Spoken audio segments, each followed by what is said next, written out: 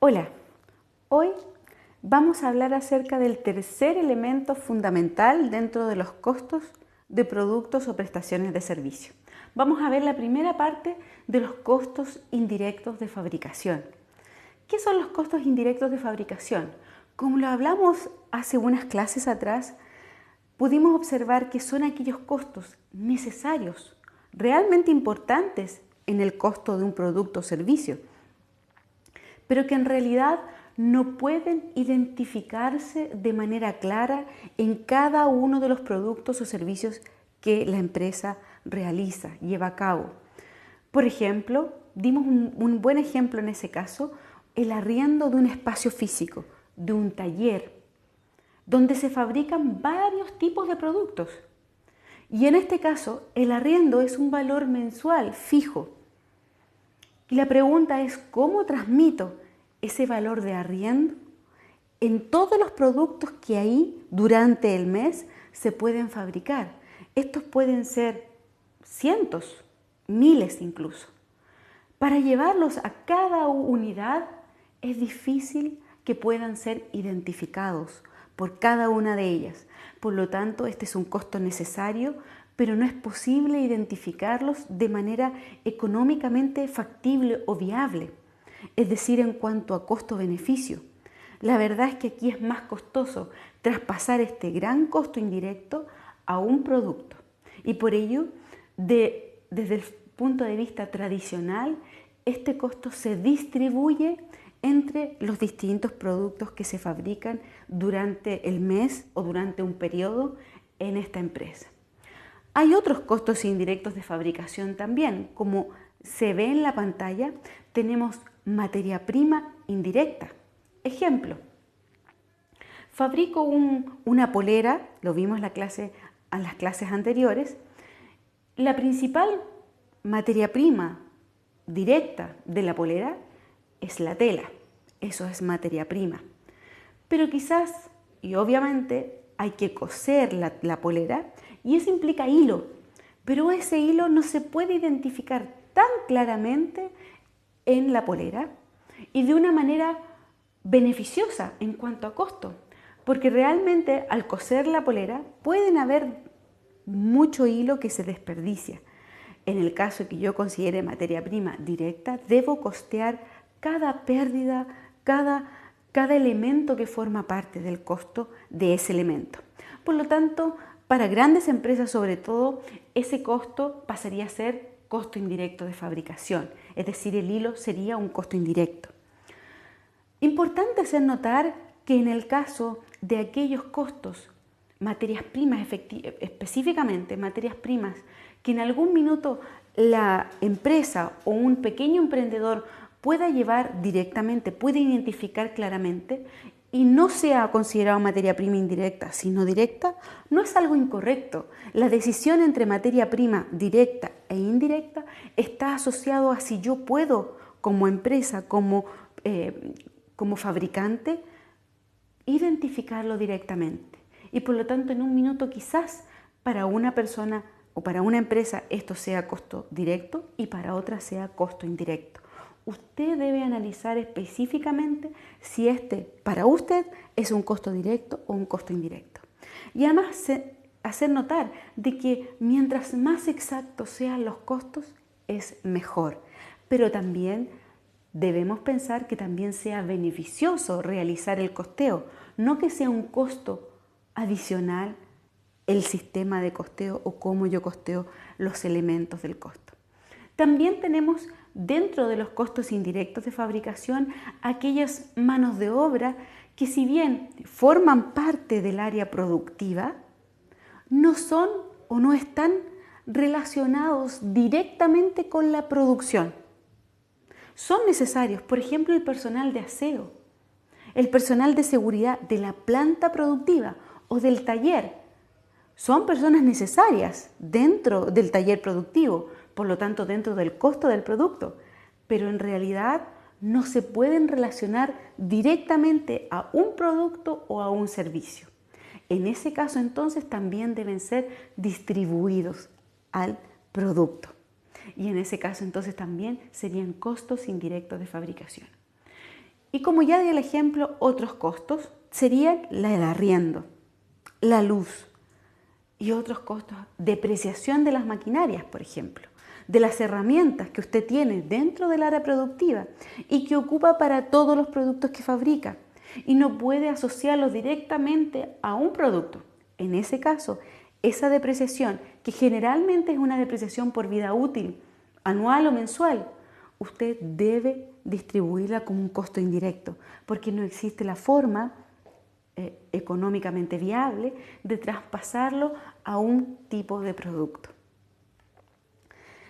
Tenemos aquí los ejemplos, que ya hemos dado algunos de ellos en la lámina anterior. Para la materia prima indirecta tenemos pegamentos, clavos, tornillos. Para la mano de obra, los supervisores, el personal de aseo, de la planta productiva importante y los costos indirectos de fabricación que ya acabamos de mencionar. Todos ellos en su conjunto entonces hacen lo que llamamos costos indirectos de fabricación.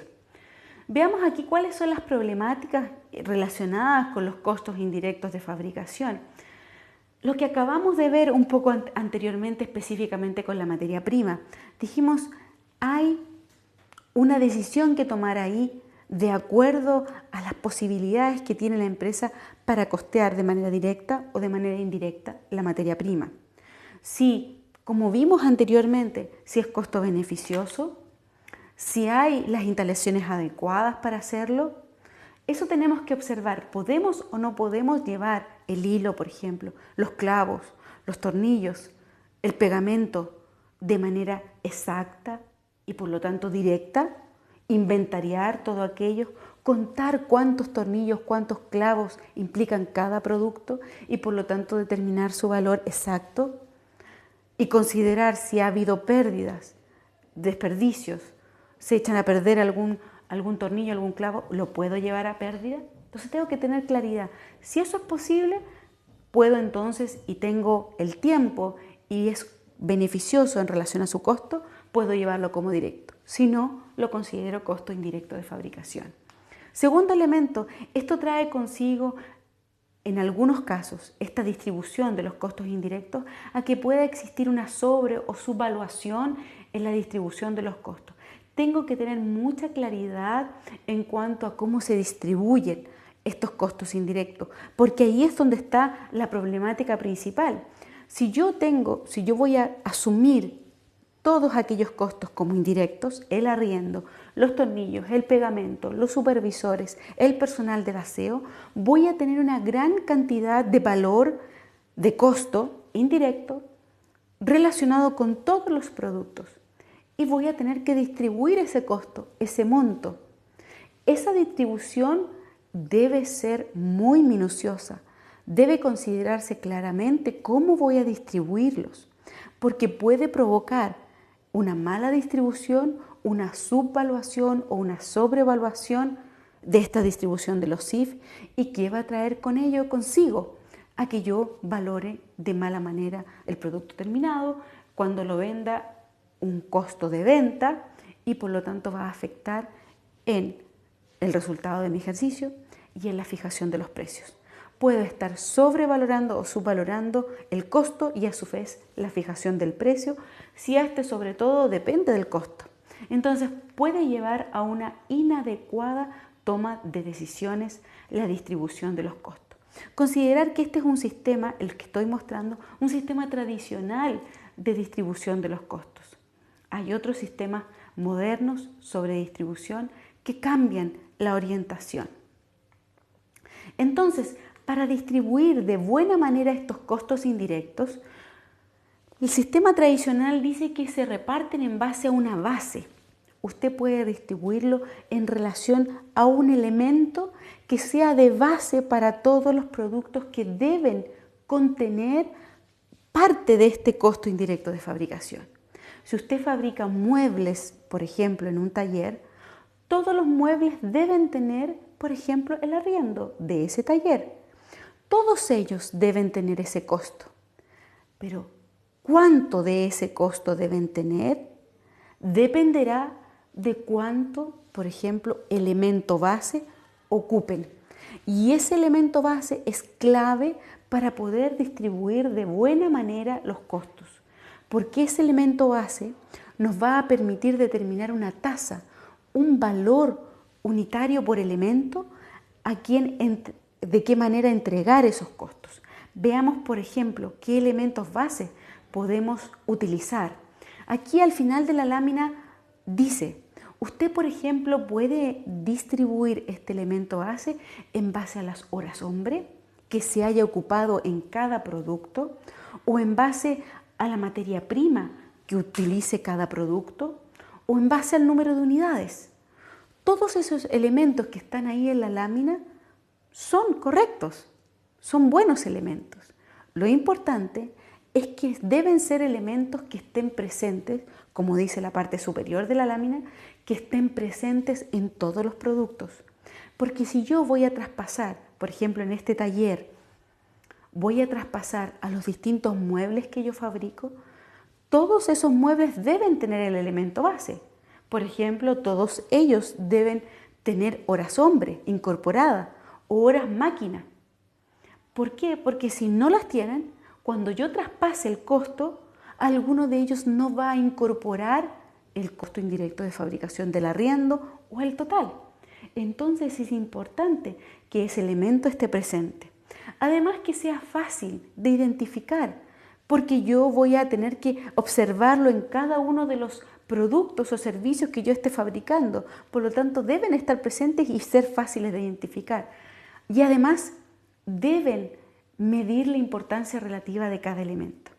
Con un ejemplo nos va a quedar más claro este punto.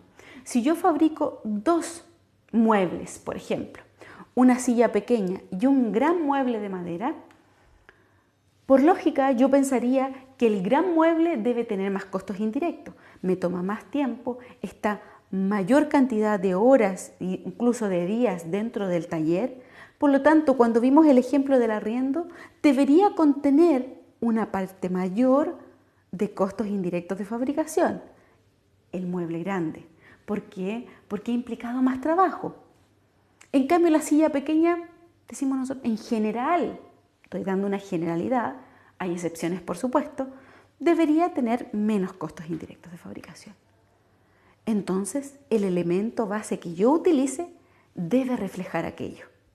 ¿Me comprenden? Esa es la idea, que el costo indirecto de fabricación sea distribuido a través de este elemento base de una manera que represente la importancia relativa de ese elemento en el costo. Que el mueble grande tenga más costo indirecto que la silla pequeña.